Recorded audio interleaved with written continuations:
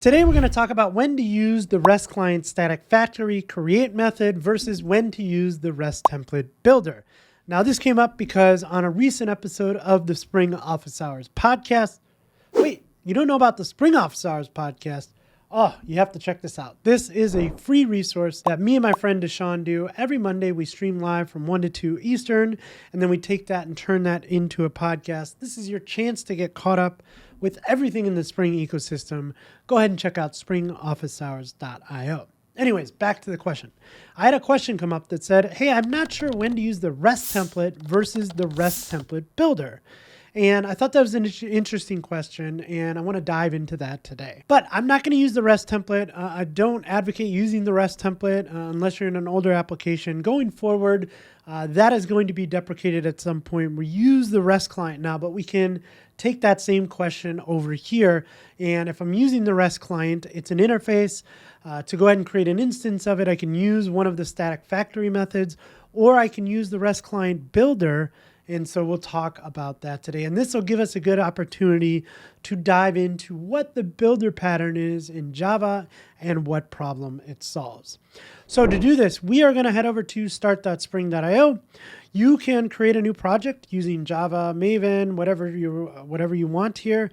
I'm going to say dev.dan.vega, and we'll call this the RC builder.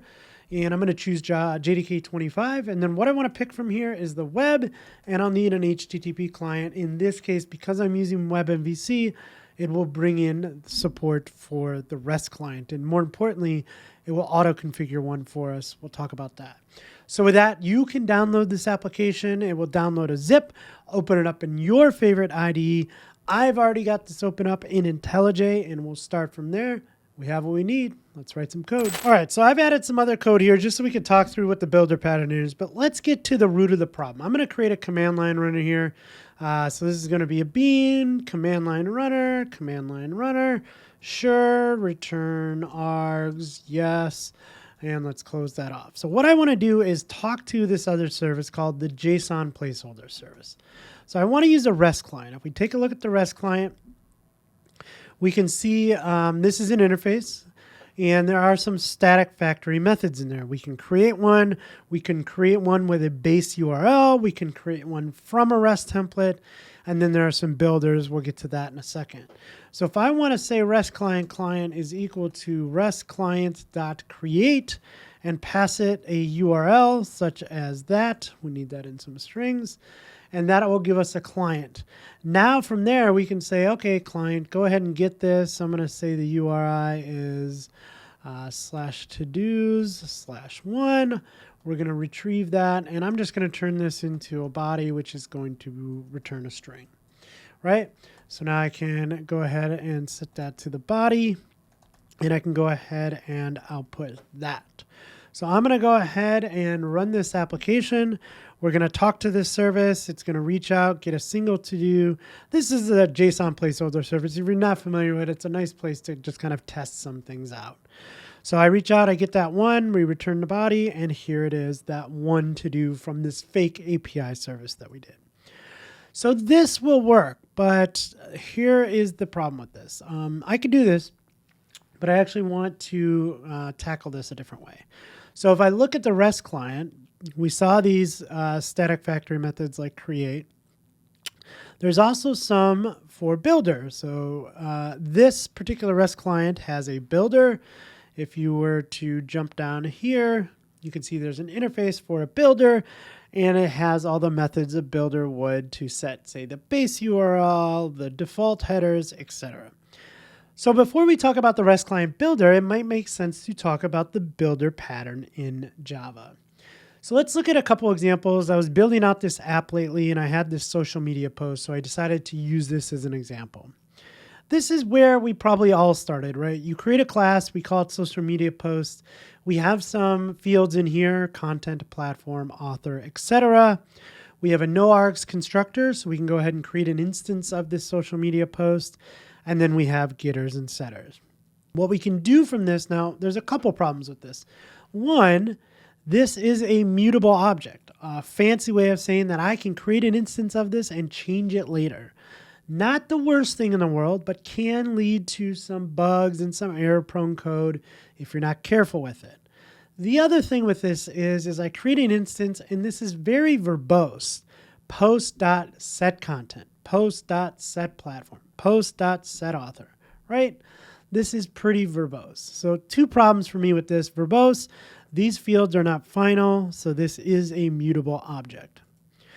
Another thing you can do with this is what they call telescoping. And so I have the same thing. I have those same fields, but instead of a no-arg constructor, I have a one-arg constructor here that takes in some content. And it starts to telescope down. You can see that this one passes on to the next one, which sets a default for the platform.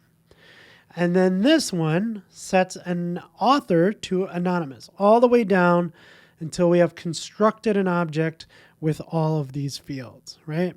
You can see this is what it looks like, new social media post. Again, a couple of problems here. 1, things aren't final, so this is mutable again. But 2, when we say new social media post, yeah, our IDE will give us some insight into this, but like they're not named parameters. So I have no idea what these are. Like what are all these values that I'm passing in?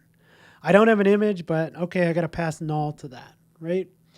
So this is another approach that you'll see. Then comes in the builder pattern.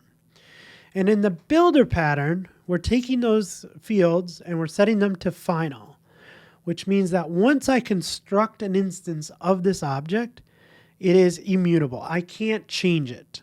And that's why I really love records. Records cut down on a lot of this verbosity, and they're immutable, which can lead to some nice things, right?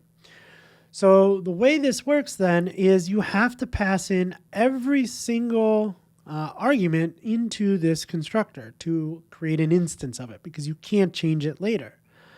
If you have a few, not a big deal. If you have a lot, that's where the builder pattern can come in. The way this works is you create a public static class inside of this class. We call it builder. And inside of here, you make these, this one final. So this is going to be required. And these are optional. And so what you do then is you have these public constructor for this, and then you have setters for each of the fields in here. And at the end of the day, you have a build method, which returns you a new instance of it.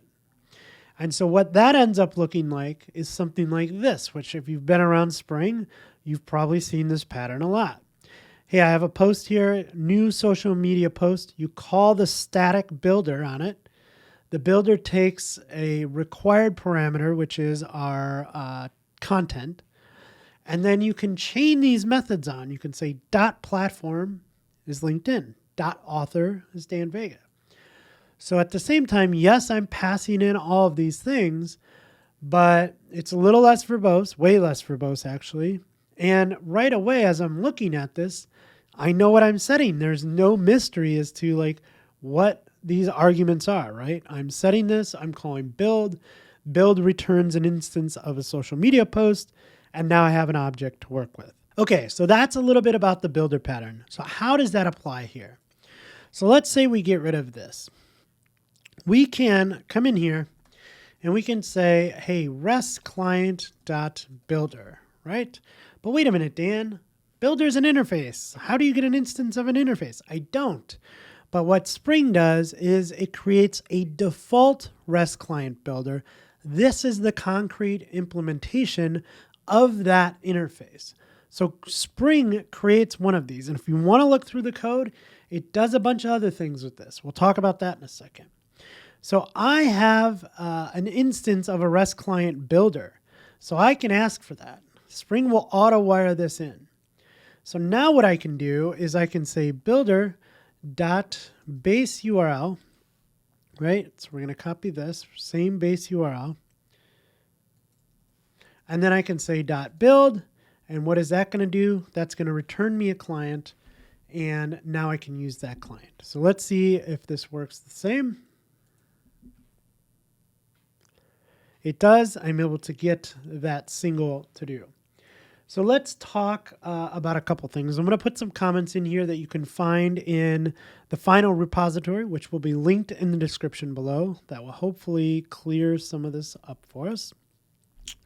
So again, Spring Boot's auto-configuration, the RestClient.Auto-Configuration to be exact, creates a RestClient.Builder bean for you. The actual implementation is this default RestClient.Builder.